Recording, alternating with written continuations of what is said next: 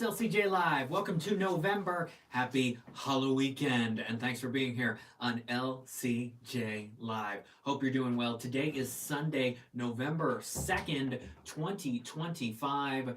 We kick off the final sixth of the year. And my goodness, we have a surprise winner at the weekend box office, at the Halloweekend box office.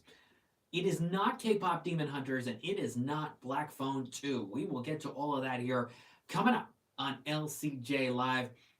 Also want to mention today is the 24th anniversary of Monsters Incorporated in the theaters. It opened November 2nd, 2001. Of course, November 2nd, also animation history. B-Movie opened on this day back in 2007. But I had the Jerry Seinfeld Pez for B-Movie out last year around the time when I met Jerry Seinfeld. So this year I thought, let's honor Monsters Incorporated. And also, how about this cool announcement from earlier this week? The Monsters Inc. Eagles-Chargers special game from Disney for Monday Night Football coming December 8th.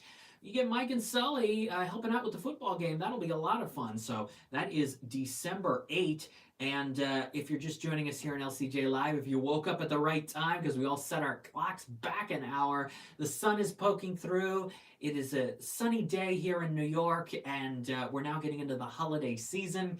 I did a book event last night for My Very Rocky Christmas. If you've not picked up a copy yet, it's on Amazon. My Very Rocky Christmas. Great holiday story for the whole family. So a lot going on in the world of entertainment. It's Halloweekend as well. Hope you had a safe and fun Halloween. And the box office was something else. Low numbers on Friday because of it being Halloween, but a huge bounce back yesterday and expected today for a lot of movies, including the movie that Paramount is claiming number one. That's right, Regretting You, as of right now, is the number one movie in America with $8.1 million. And right behind it is Black Phone 2 with $8 million. Starting on Thursday night, when Deadline had the early estimates, it was, Black Phone 2, it's going to be Black Phone 2, no question about it. Black Phone 2 is going to win a low Halloween weekend overall. And then this morning, Paramount's like, hold on, we've got Regretting You, which, look at this, $1.25 million for Regretting You on Friday, nearly $4 million yesterday, so Paramount's hoping for another $3 million today to make it the number one movie. In the week, earlier in the week, on Monday, it turned out that Regretting You made more money than Black Phone 2 last weekend at the box office by $800,000. So last weekend went Chainsaw Man, then Regretting You, then Black Phone 2. So now Paramount wants to go all in on this being number one. And it is a surprise for the Halloween weekend. But when the actual results are released tomorrow, we could see Black Phone 2 back on top. We could see Regretting You still on top. But that's what it is right now. The total for Regretting You after 10 days is $27.5 million. And for Black Phone 2, we're at $61.5 million, just a little bit behind the $62.4 million of the first Black Phone at the same point back in 2022. After that third weekend, the first Black Phone movie totaled $90 million. Because Halloween is over, because we've got Predator this weekend, Running Man and Now You See Me, and Keeper next weekend, and then Wicked, Rental Family, Zootopia 2, then we get into the December movies. I don't think that Black Phone 2 is going to get to $90 million. But Universal will take the money that they're getting from it, but they got to be a little surprised today that Paramount wants to claim that number one spot. You could say that this weekend was pretty low overall when you look at the fact that no movie got to $8.5, $9 million. But a lot of people did go to the movies this weekend and are going to the movies this weekend, continuing today. It's just very spread out. Very spread out. You look at number 3, Chainsaw Man, the movie Reze Arc, added $6 million. It's up to $30.8 million. Number 4 is the re-release of K-pop Demon Hunters, which added $5.3 million. The total on that is $24.3 million. Not nearly the $19 million we had last time, the first time K-pop Demon Hunters entered the box office at the end of the summer movie season. Not nearly that. We're about a quarter to 30%-ish of what last time was. But $5.3 million, hey, why not? Animation, great. Supporting K-pop Demon Hunters, which is probably going to win the Animated Feature Oscar, there you go. There are a lot of good animated films, and we've still got Zootopia 2 coming and some others I want to see, but K-pop Demon Hunters is the front runner. I don't want to call it a lock because the Disney people could vote for Zootopia 2, but K-Pop Demon Hunters is the frontrunner to sweep animated feature this award season. Fanimator 101 cannot wait for Zootopia 2 this month. That is its main competition. Yes, you have a Magnificent Life, which I have seen, which I liked. You have David, you have SpongeBob, you have Neja 2, you have some other ones, Little Amelie, which I highly recommend. We'll talk about Stitch Head coming up in a minute. There's a lot of animated movies, some from earlier this year that could get on the ballot, but the frontrunner is K-Pop Demon Hunters. Number 5 this weekend is Bugonia, which had a wide release expansion. 4.8 million, it's up to $5.8 million, already tying Honey Don't to be the 5th biggest Focus Features movie of 2025. 4.8 million is a better number than I think the expectations were, because Kinds of Kindness only made 5 million. That was the previous collaboration between Emma Stone and Yorgos Lanthimos, also with Jesse Plemons, and that came out in June of 2024, only totaled 5 million for Searchlight. There were problems with that movie, I think, that prevented it from making more money than that. Number 1, it's a terrible film. Number 2, the structure of it being 3 different stories, I don't think was very appealing to people. Number 3, the runtime was 2 hours and 45 minutes, which I think kept some people away. And number 4, we were just coming off of Poor Things, which made 34 million for Searchlight. Emma Stone, Yorgos Lanthimos film, their previous collaboration, The Favorite, also made $34 million. So you had Poor Things, and that was bleeding into March and April, and because of Emma Stone's Oscar win and more people going to see it, it made a pretty good amount of money and steady results over a number of weeks. And because of that, I think a lot of people didn't want to see another one right away, and it just didn't appeal to them. A little time has passed since Kinds of Kindness and Poor Things, so we've got 4.8 million. I'm not sure how much higher this movie is going to get.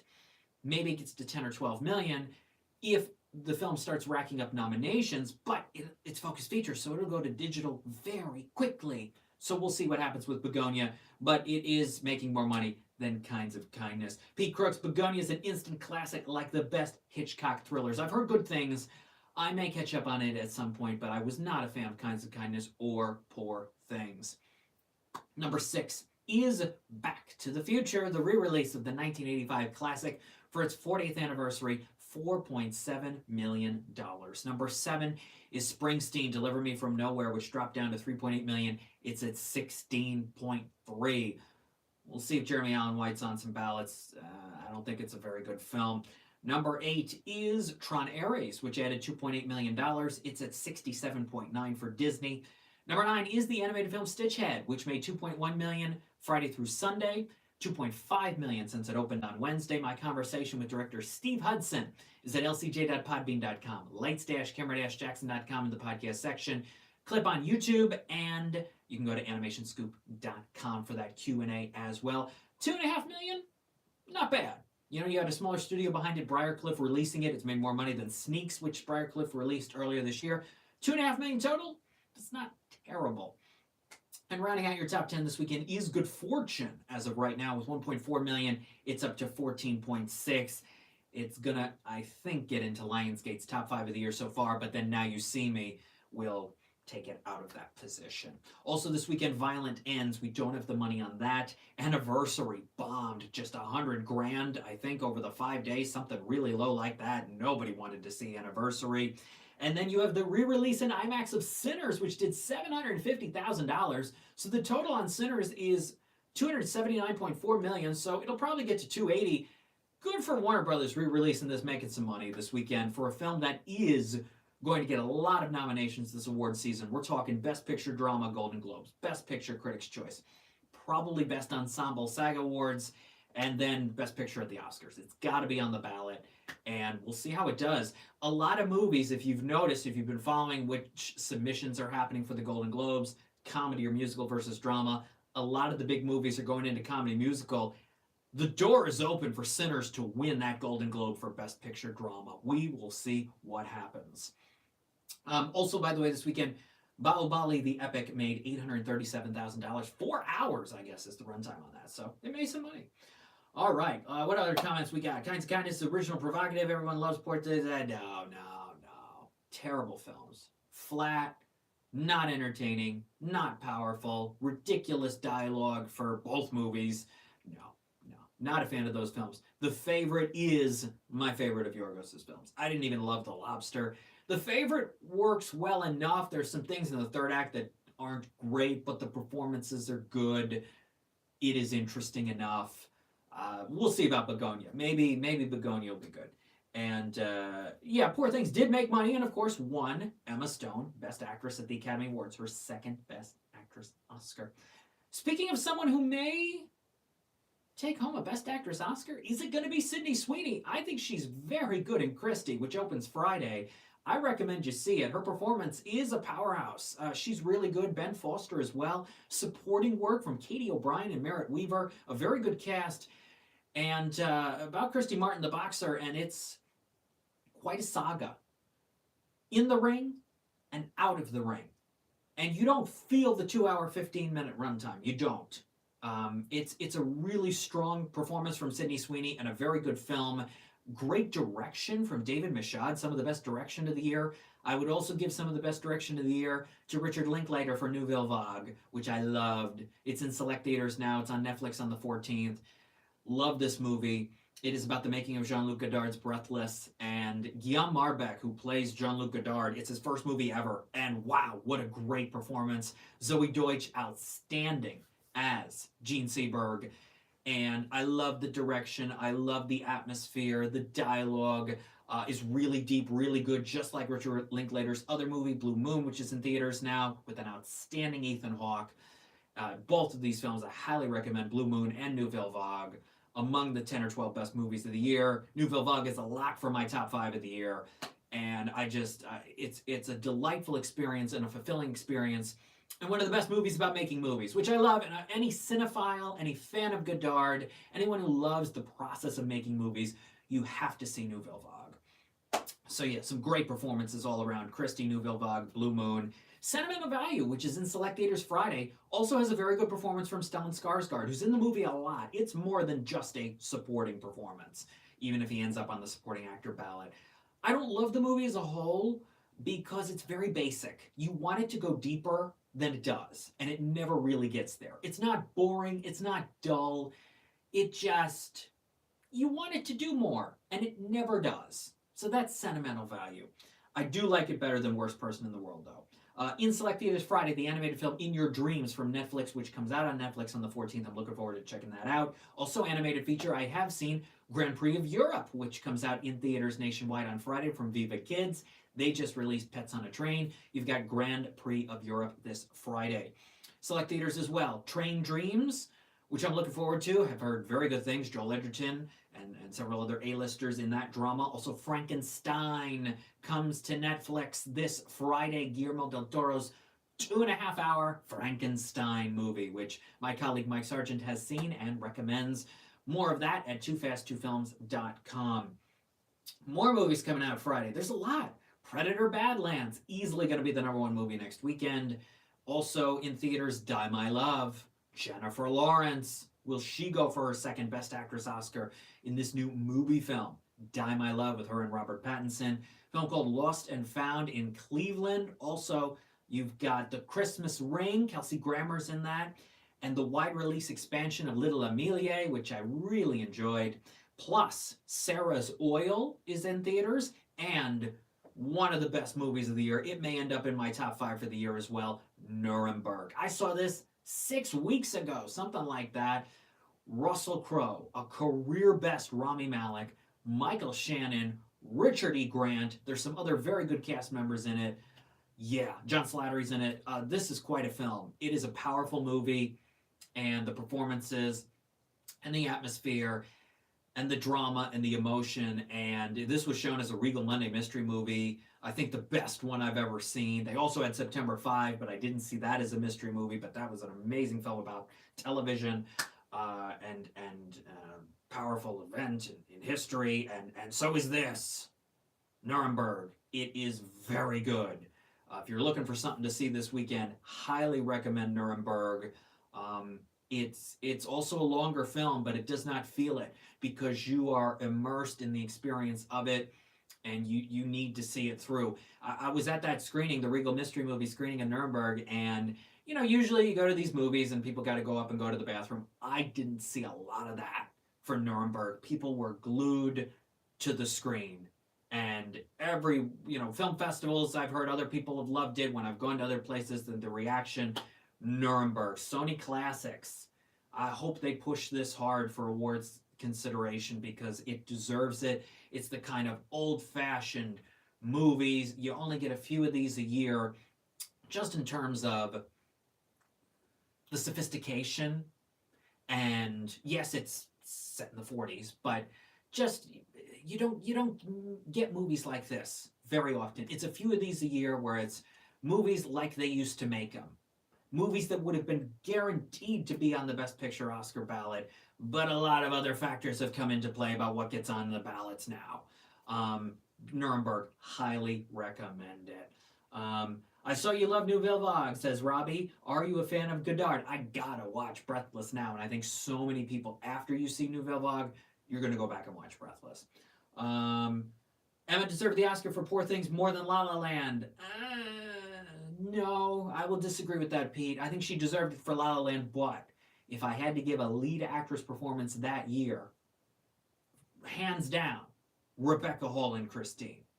What a movie, what a performance of the last 15 years that is among probably the 10 best in terms of lead actress or lead performance overall. Rebecca Hall is amazing in Christine. If you have never seen that, find that movie and watch it. She should have been all over that award season. Let's see. What's a movie for you where a late plot twist ruined the whole thing for you? Recently, I would go with Relay.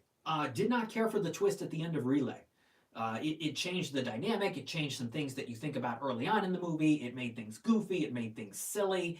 And my grade for that movie went from a B- to a C. I could not give it a B- anymore because I was like, why are you doing this? And then this is silly and this is silly. So the immediate one that comes to my mind recently, Relay. Did not care for that twist. They should put you won't go to the bathroom. Christine is a triumph. Christine is amazing. Not the movie about the car. I got a friend of mine who always, when I write about how good Christine is, my friend Jason, and he always goes, "Is that the car movie?" Yeah, no, it's not the car movie. No, it's an amazing film about local television and a television personality and something that happens. If you don't know the story, it is. Find Christine and watch it. It's a powerful movie. It's deep, and Tracy Letts. I got to talk to Tracy Letts a few years ago about it. He had a great experience making that movie, and he appreciated how much I loved Christine because it did not get the attention it deserved when it came out in 2016, the year that it did. All right, when we're back here next time for LCJ Live, which could be Saturday, could be Sunday, we will take a look at the box office for Predator: Badlands. It will definitely be number one. The question is, how high will it be? I really liked Predator: Killer of Killers, the animated film, and Prey was a huge hit for Hulu and Disney Plus, and has been over the last several years. So all the people who have loved those two movies are probably going to go to this. How big will that box office be? The theaters need a hit right now like this. And then we will preview Now You See Me, Now You Don't, The Running Man, Keeper, and more coming out for the 14th, the rest of November, and the rest of the year here on LCJ Live. I'm Lights Camera Jackson. As always, go to X at LCJ Reviews, Instagram at LightsCamJackson, subscribe to the YouTube channel, youtube.com/LightsCameraJackson, lcj.podbean.com, animationscoop.com, toofast2films.com, and more. Some cool things and cool announcements on the way. And of course, if you have not picked up your copy of My Very Rocky Christmas, it is available on Amazon for you and your family for the holiday season, inspired by true events from my childhood. A great story for the whole family. Check that out. Happy anniversary to Monsters Incorporated. Thank you so much for being here and for watching today's episode of LCJ Live. Have a good rest of your Halloweekend, and I'll see you next time. Take care. Bye-bye.